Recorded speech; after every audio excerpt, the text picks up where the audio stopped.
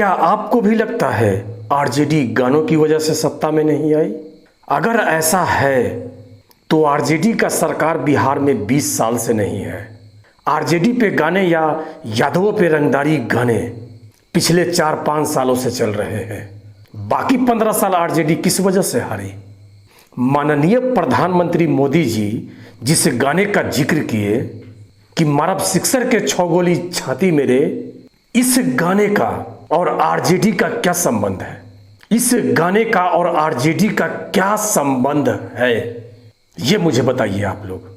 आबे दे भैया के साता सटा के काटा उठा ले वो घारा से रे, इस गाने का और आरजेडी का क्या संबंध है? आरजेडी पार्टी के लोग बीजेपी का विरोध करती है, बीजेपी पार्टी के लोग आरजेडी का विरोध करते हैं और यही होना चाहिए। लेकिन क्या ऐसा माननीय मोदी जी किए?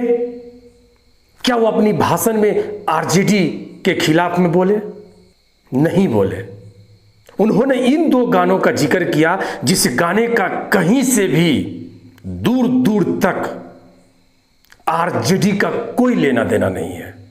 मोदी जी सिर्फ इस गाने को इसलिए उठाए क्योंकि इन दोनों गानों को गाने वाले कलाकार के नाम के पीछे यादव लगा हुआ है। इसका मतलब यह है कि मोदी जी, आप बिहार में आरजेडी का विरोध करने नहीं आए थे, आप बिहार में यादवों का विरोध करने के लिए आए थे। यादवों का डर दिखा के लोगों का वोट पाने के लिए आए थे। तो लोगों की जरूरत है बिहार में, उस पर आप क्या बात किए? कुछ नहीं। यादव का डर दिखाए, वोट ले लिए। वोट के वक्त महिलाओं के खाते में 10-10 हजार रुपए डाले, वोट ले लिए। इन सभी बातों का कलाकारों से क्या लेना देना है भाई? पूरे यूपी, बिहार, झारखंड में एक जाति, मात्र एक जाति ऐसा मुझे बता दीजिए जो अपने जाति पे गाना ना गाता हो। ऐसा है ही नहीं। सब जाति के लोग अपने जाति पे गाने गाते हैं, रंगदारी गाने गाते हैं। कुछ लोग टुनटुन यादव का ये वाला गाना सामने रखकर कहते हैं कि वो रंगदार है, यादव रंगदारी करता। अबे भड़वे, उंगली उठाने से पहले अपने जाति के कलाकारों का गाना एक बार जरूर सुन लेना, फिर सामने वाले पे उंगली उठाना। मैं सिर्फ यही कहना चाहूंगा कि आरजेडी पार्टी सत्ता में ना आने की वजह कलाकार तो कतई नहीं है। क्या पवन सिंह नहीं गाते हैं इस तरह के गाने? क्या जो राजपूत भूमिहार समाज से हमारे भाई आते हैं, क्या वो इस तरह के गाने नहीं गाते हैं? अपने जाति पे गाने नहीं गाते हैं? अगर मोदी जी किसी कलाकार का विरोध कर रहे हैं, किसी गाने का अगर विरोध कर रहे हैं, तो उसी से मिलता जुलता हमारे सभी जाति के भाई बहन गाने गाते हैं। उसका विरोध क्यों नहीं? सिर्फ यादव का ही विरोध क्यों क्यों क्यों? अब कुछ लोग ये भी कहते हैं कि 12 सिंगरों के ऊपर नोटिस दिया गया है। ये सही है, क्योंकि कुछ लोग जो आरजेडी पे गाने गाते हैं वो गलत गाने गाते हैं। ये बात भी सत्य है, गलत गाते हैं लोग, ऐसा नहीं है।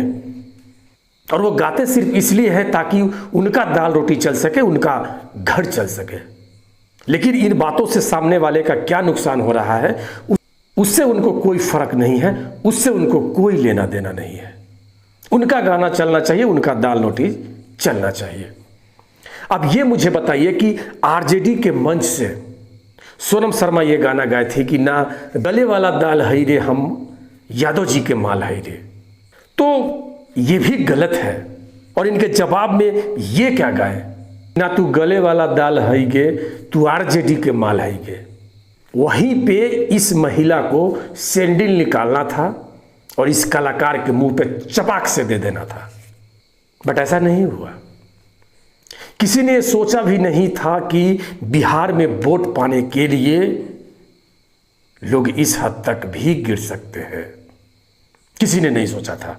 और अगला चुनाव 2027 में यूपी में है, तो अखिलेश यादव जी, ये आपके साथ भी हो सकता है, ये आपके साथ भी हो सकता है। इसमें कतई दो राय वाली बात नहीं है।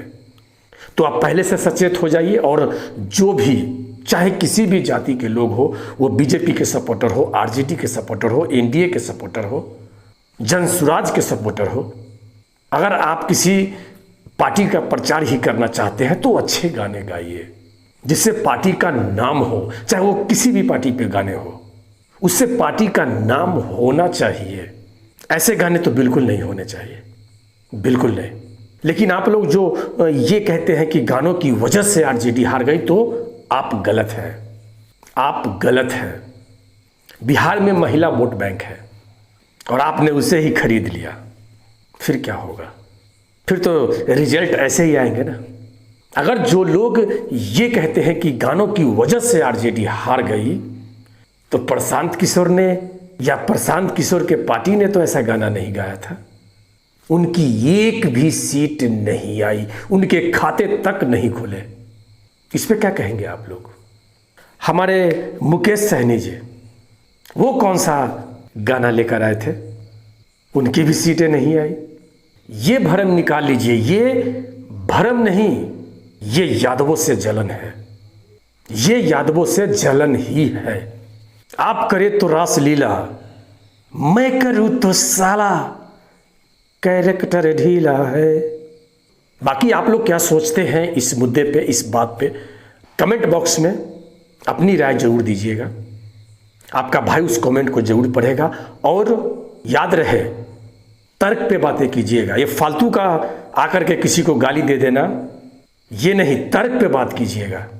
अगर मेरी कुछ ऐसी बातें हैं जो आपको बुरी लगी हो तो उस पे बात कीजिएगा। धन्यवाद।